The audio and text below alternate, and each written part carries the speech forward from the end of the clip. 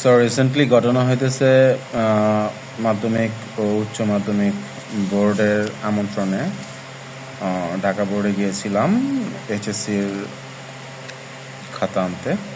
সেখানে অনেক আলাপ আলোচনা হয়েছে। আমি একটা বিষয় শুধু শেয়ার করতে চাই, সেটা হচ্ছে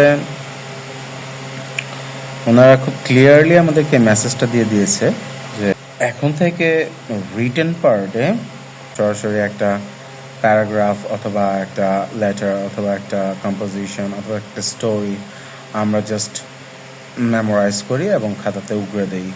মেসেজটা হচ্ছে ওনারা আমাদেরকে ক্লিয়ারলি বলে দিয়েছে যে এই টাইপের ভমিটিং করা,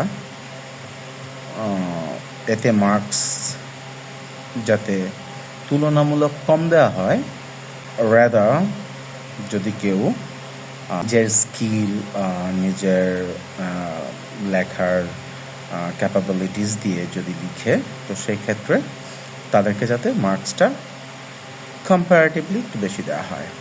সো অ্যালার্মিং যে বিষয়টা, আমাদের স্টুডেন্টদের আমাদের এই মেন্টালিটি আমরা পোষণ করি, সেটা একটা প্যারাগ্রাফ মেমোরাইজ করলাম এবং সেটা খাতাতে উগড়ে দিলাম। এখন থেকে যেটা আমাদের করা উচিত সেটা হচ্ছে রাইটিংয়ে আমাদেরকে স্কিলড হতে হবে।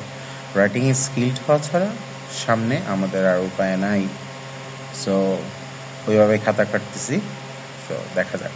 এবং যারা 2026-27 ব্যাচ আছো, তোমরা এখন থেকেই নিজেদের রাইটিং স্কিলটাকে ডেভেলপ করো।